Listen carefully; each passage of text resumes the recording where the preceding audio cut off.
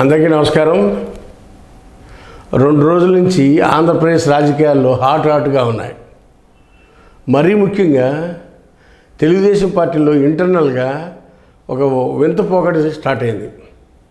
ఇది 24 ఎలక్షన్ అయిపోయిన కాడి నుంచి ఎలక్షన్ ముందు నుంచి కూడా అదేంటి కేడర్ స్పీడ్ అందుకున్నారు.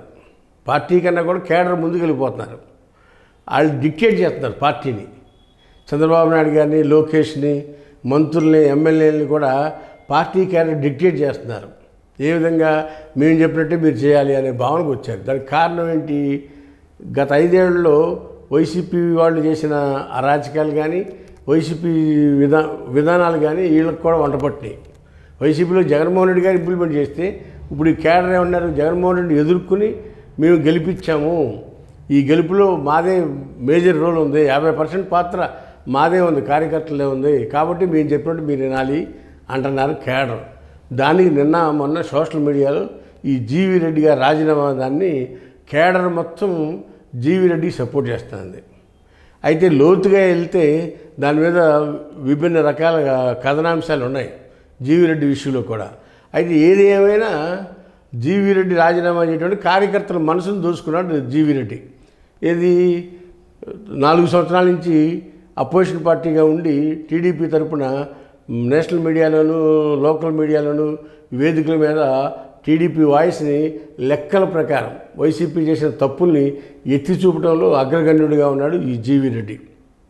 అయితే ఈ జీవీ రెడ్డి వస్తే లాయరు ప్లస్ చార్టెడ్ అకౌంట్ అవడం వలన త్రూ స్టాటిస్టిక్స్ అతను మాట్లాడే మాటలు కేడర్ని ఆకర్షించినాయి.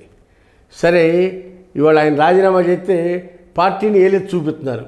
పార్టీ పెద్దలు రాజీనామా ఎందుకు యాక్సెప్ట్ చేశారు? ఐఏఎస్ ఆఫీసర్ని సస్పెండ్ చేయొచ్చు, లేదంటే సరెండర్ చేసి కొత్త వేయొచ్చు కదా అన్నారు. అక్కడ ఏం జరిగింది కేడర్ తెలుసుకోవట్లా. చంద్రబాబు నాయుడు గారి దగ్గర ఏం జరిగింది, మంత్రి దగ్గర ఏం జరిగింది అనేది కేడర్కి తెలియదు. తెలియకుండానే వాళ్ళ ఇష్టమైనట్టు వాళ్ళ అభిమానం చొరగొన్నారు. కాబట్టి జీవీ రెడ్డికి సపోర్ట్గా సోషల్ మీడియాలో కొన్ని వందల పోస్టులు పెడతా ఉన్నారు. అయితే ఇక్కడ టీడీపీ క్యాడర్ వర్షన్ ఏ విధంగా ఉందంటే, ఈ ఏపీ ఫైబర్ దాంట్లో వైసీపీ అధికారంలో ఉన్నప్పుడు కొన్ని వందల మందిని, 1000 మంది వరకు ఎంప్లాయీస్ని రిక్రూట్మెంట్ చేసింది. అందులో 400 మందికి అపాయింట్మెంట్ లేఖలు లేకుండా, వితౌట్ ఇంటర్వ్యూస్, ఏ రకమైన ప్రొసీడింగ్స్ పద్ధతులు పాటించకుండా అపాయింట్ చేశారు. కాబట్టి వాళ్ళు తొలగించమని ఈ జీవీ రెడ్డి గారు చెప్పారు. అది చేయలేదని చెప్పి ఎండీ మీద బహిరంగానే రెండోసారి ప్రెస్ మీట్ పెట్టి చెప్పాడు. దీని ఏమైందని చెప్పి వాళ్ళు అంతర్గతంగా మినిస్టర్ మాట్లాడుతున్న తర్వాత ఈయనే సీఎం దగ్గరికి వెళ్ళి ఎక్స్ప్లెయిన్ నువ్వు తొందరపడ్డావు, ప్రెస్కి రాకుండా నా దగ్గర రావాల్సిందని సీఎం గారు అనటం, ఇవన్నీ ఇతను మనస్తాపం చెంది రాజీనామా చేయటం అంతవరకు లేదు. దానికి కారణం ఏంటి? వైసీపీ వాళ్ళు లబ్ధి పొందుతున్నారు. ఏపీ ఫైబర్ నెట్ దాంట్లో సంస్థలో పనిచేస్తూ జీతాలు పొందుతున్నారు. పని చేయకుండా కూడా జీతాలు పొందుతున్నారు కొంతమంది. వాళ్ళందరినీ తొలగించాలి అనేది పార్టీ కేడర్ యొక్క ఆర్గ్యుమెంటు. ఎవరో వైసీపీ వాళ్ళు ఉన్నారు 400 మంది, వాళ్ళు జీవీ రెడ్డి గారు తొలగించమని చెప్తే ఈ తొలగించలేదు అనేది అక్కసు. వాస్తవాలు ఏంటనేది బయట ఉండే వాళ్ళకి తెలియదు. కానీ సర్ప్లస్ స్టాఫ్ ఉన్నప్పుడు తొలగించడం కరెక్టే. అది ప్రొసీజర్ ల్యాప్సెస్ ఉన్నాయి కాబట్టి తొలగించాల్సిందే. అది కరెక్ట్గా వెళ్ళలేదనేది కొంతమంది విశ్లేషకుల భావన.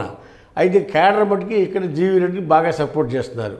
రాబోయే రోజుల్లో మరి జీవీ రెడ్డి గారి ఆలోచన, ఇవాళ వేడి మీద ఉన్నారు కాబట్టి జీవీ రెడ్డి గారి ఆలోచన, పార్టీ ఆలోచన కూడా మారి కేడర్ నిర్ణయాన్ని బలపరిచే విధంగా జీవీ రెడ్డి గారిని మన దగ్గరికి చేర్చుకుని చంద్రబాబు నాయుడు గారు పార్టీలో మంచి రోల్ ఇవ్వచ్చని అనుకుంటున్నారు టీడీపీ కార్యకర్తలంతా కూడా. అయితే ఈ ఇష్యూలో, ఈ ఎపిసోడ్లో, ఈ జీవీ రెడ్డి ఎపిసోడ్లో తప్పప్పులు పక్కన పెడితే జీవీ రెడ్డి టీడీపీ కేడర్ యొక్క అభిమానాన్ని చొరగొన్నాడు. వల్లభనేని వంశీని అరెస్ట్ చేసి జైల్లో పెడితే ఎంత ఆనందించారో, జీవీ రెడ్డి పార్టీకి రిజైన్ చేయడానికి పార్టీ కేడర్ యావత్తు కూడా తట్టుకోలేక సోషల్ మీడియా వేదికగా ఫేస్బుక్ కానీ వాట్సాప్లో కానీ పోస్టులు పెడతా ఉన్నారు.